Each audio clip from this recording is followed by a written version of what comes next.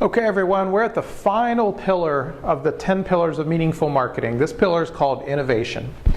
And innovation is all about creating the next wave of value that you're going to engage customers with to kind of keep that relationship going, keep them excited, keep them loyal to your organization.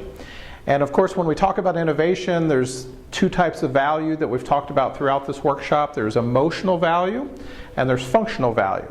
So you can innovate in both areas if you really think about it. When you think about innovation, Peter Drucker, who's the father of business management, he said that there are really only two functions of a business. One is innovation, coming up with new value, new products and services, and marketing those innovations to customers.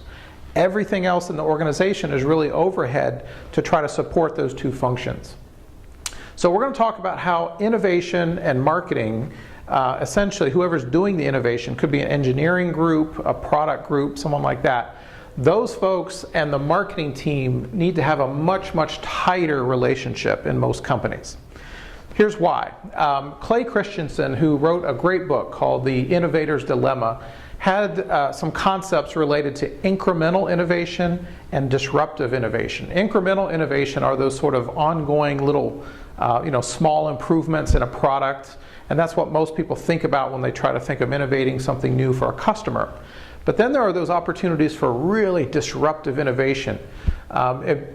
Categories usually driven by technology like cell phones and e-commerce and all those types of things. Those disruptive innovations often catch companies by surprise.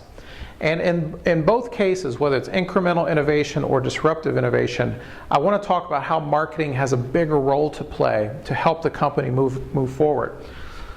In any situation where there's innovation, there's a loop that has to go on. There's the idea, which is a new product or a new category of products. And then there's the feedback. In other words, how the market is going to react to those ideas or those new products. And I suggest that marketing has a role throughout the loop. Essentially, marketing certainly has a role here. If an engineer has an idea and that engineer wants some market feedback, how would this be accepted? What's the reaction to it? How should we position it? Marketing could have a process by which you get rapid feedback from customers, from prospects, anyone that is a target for this. But marketing also has a role in proactively capturing feedback through the dialogue pillar that we talked about. And as you're talking to customer councils or sort of gleaning the comments on social media, marketing can be a source of harvesting ideas from customers to create a new innovation. So if marketing is not connected here with rapid feedback on the original idea, or if it's not capturing and harvesting feedback from customers themselves, this innovation loop essentially gets broken. So I wanted to talk a couple ways about how marketing can help in this loop. First of all, with feedback, everyone's familiar with good old customer surveys and focus groups. Those are pretty traditional. Those are essentially asking customers what they want or what they need.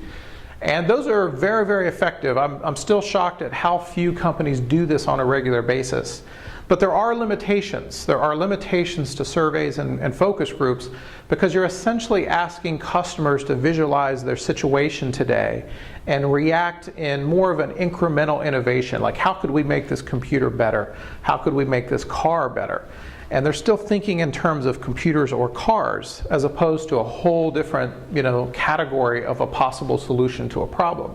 Maybe the solution isn't a better car. Maybe the solution to the problem is some sort of, air transport system or something that no one's even thought of before. So there are some limitations to those types of things. Another approach for gathering feedback that's a little more real world is observation. And marketing teams need to do a better job of this. This is observing customers in their native environment. In other words, while they're doing their work or while they're at the home living family life. If there's a way that you can actually observe how they're behaving and maybe even identifying problems that the customer isn't even aware of. Like, why do they keep doing it this way?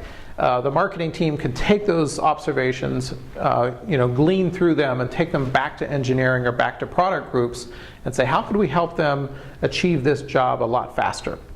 So those are a couple of ways that, that you can provide feedback as a marketing team.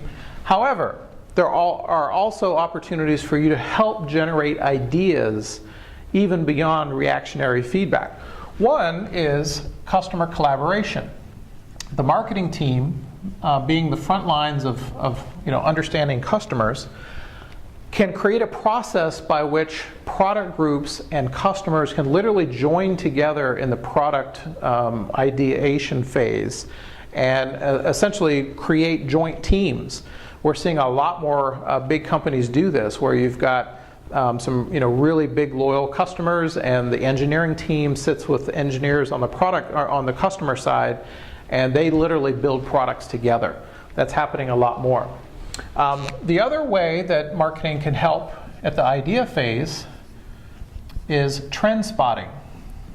The ability to maybe look outside of your industry, look into the consumer space, even if you're a B2B marketer, and look at what's happening in outer edges of the market.